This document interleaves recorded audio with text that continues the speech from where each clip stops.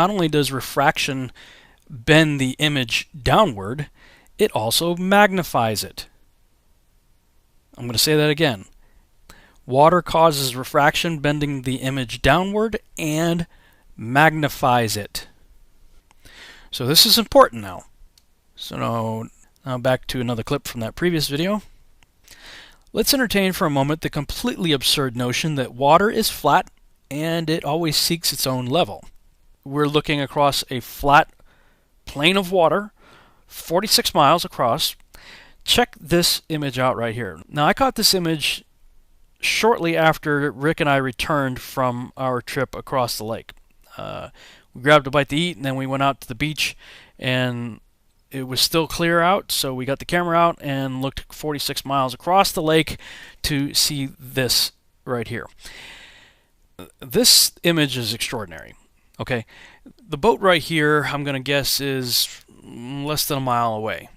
And I base that because these people walking in front of the camera here are walking across some rocks that sort of jut out and kind of fence in the harbor area. And they are only about a quarter of a mile away from where we were when I shot this. I shot this image from right about here. This is where we were looking across, and this is the area right here where those people were walking. And the boat, as you could tell by the size of the people on the boat, wasn't too much further beyond that. So maybe a half mile to a mile, or at the most, I would say, away from where we were. All right, now when I was headed back to Chicago to catch my flight, I snapped this picture of the Willis Tower. And this is, if you go on Google Earth, this is right about the area right here where I believe I was when I took that picture. Looking across, it's only about 0.6 of a mile. So I'm just a little over a half mile away, and look at the size of the tower as compared to the car that was diagonally in front of me.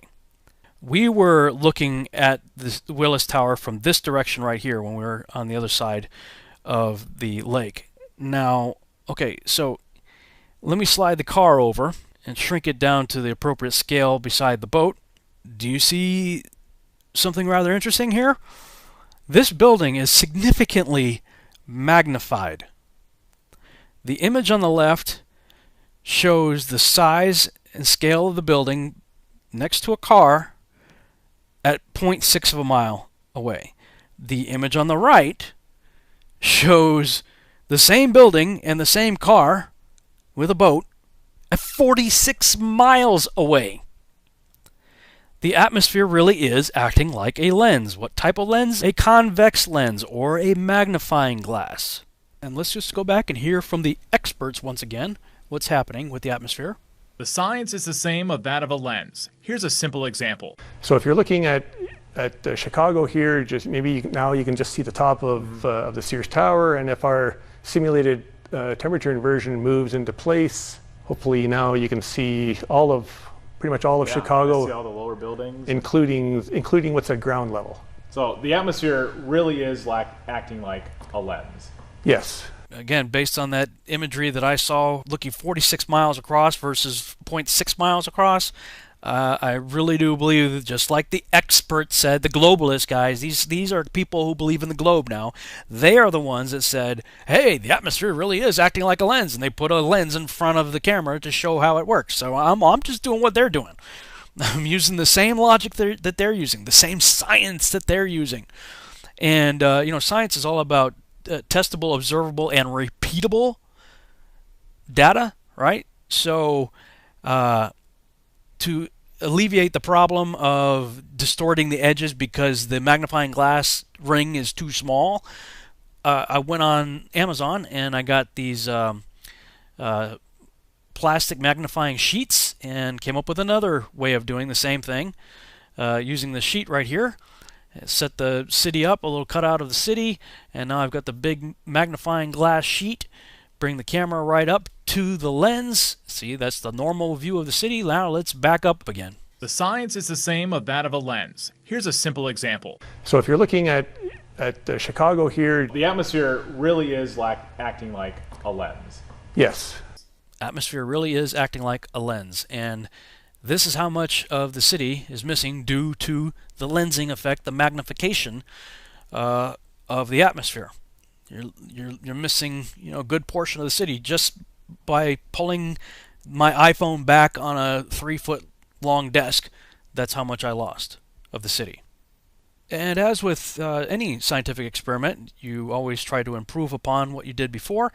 So I got some foam core, made a little housing for the magnifying sheet, and pasted the city on the back there. And I made it as 2 separate pieces so that I could flex it as necessary, because I think that there are different types of atmospheric conditions that would allow for more magnification versus less magnification. So in this scenario, you have more magnification, and in this one you have less. And for this one I decided to put the Toronto skyline into my little box here. And let's try it again. Okay, we're all the way up against the glass. Now let's zoom across the lake. And wow, look at that. The lower portions start to disappear. Now let's zoom back in to get a little closer to the one that Captain Baltard was talking about here. And wow, look at this. Here's his image on the right, and here's my image on the left. Missing the lower portions of the city had nothing to do with curvature whatsoever. And this, of course, is my answer to the meme that you've all seen being passed around on Facebook, showing the missing part of buildings is absolute proof of the curve. No, not really.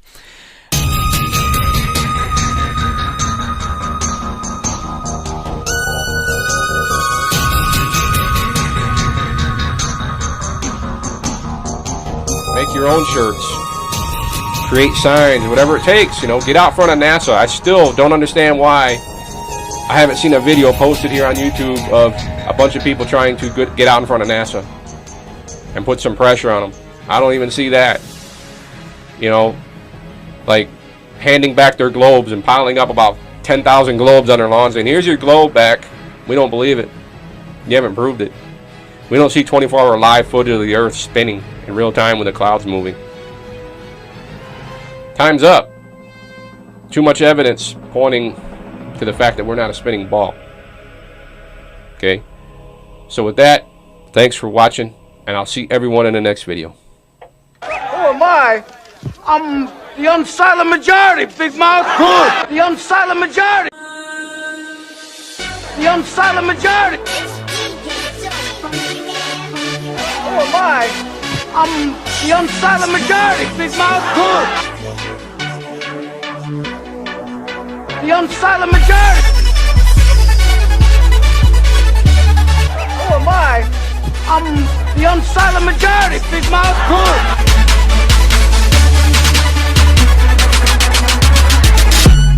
The unsilent majority.